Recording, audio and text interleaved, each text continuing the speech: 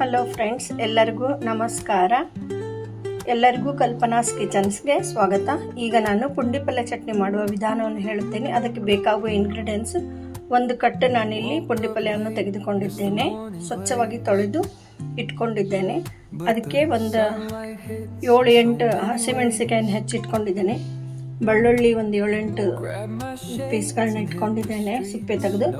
ಕೊತ್ತಂಬರಿ, ಇಲ್ಲಿ ಇಂಗು ಮತ್ತು ಅರಿಶಿಣವನ್ನು ಇಟ್ಕೊಂಡಿದ್ದೇನೆ. ಇಲ್ಲಿ ಹುರಿದ ಮೆಂತ್ಯ ಪುಡಿ, ಇದು ಹಾಕಿದರೆ ಚೆನ್ನಾಗಿರುತ್ತೆ. ಉಪ್ಪು, ಬೆಲ್ಲ. ಈಗ ಇದನ್ನೆಲ್ಲವನ್ನು ಹೇಗೆ ಮಾಡಬೇಕಂತ ಹೇಳ್ತೇನೆ.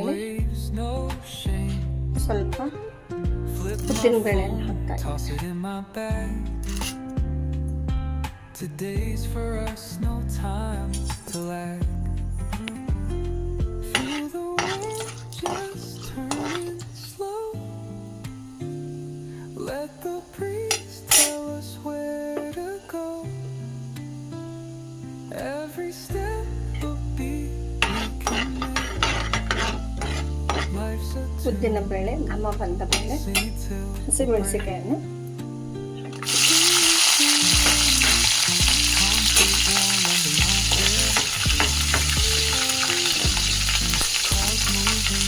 ಈಗ ಪುಂಡಿ ಪಲ್ಯವನ್ನು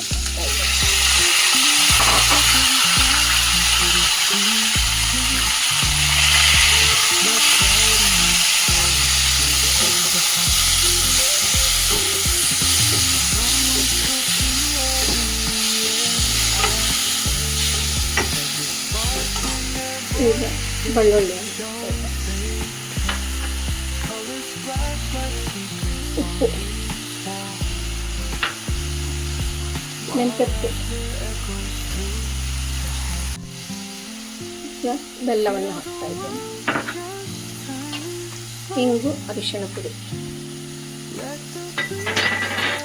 ಹಾಕಿ ಇದನ್ನು ಚೆನ್ನಾಗಿ 5 ನಿಮಿಷ ತಾಳಿಸ್ಕೊಡಿ.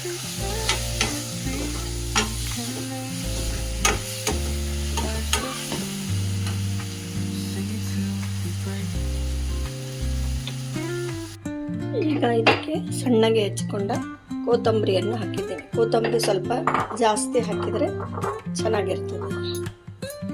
ಗ್ಯಾಸ್ ಆರಿಸಿದ್ದೇನೆ. ಈಗ ಸ್ವಲ್ಪ ತಣ್ಣಗಾದ ಮೇಲೆ ಮಿಕ್ಸಿ ಜಾರ್ನಲ್ಲಿ ಚಟ್ನಿ ಮಾಡುತ್ತೇನೆ. ಈಗ ಪುಂಡಿ ಪಲ್ಯ ಚಟ್ನಿ ಮಿಕ್ಸಿ ಮಾಡುತ್ತಿದ್ದೇನೆ.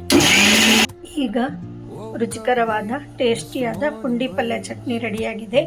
ಎಲ್ಲರೂ ಮಾಡಿ ನೋಡಿರಿ. ಧನ್ಯವಾದಗಳು.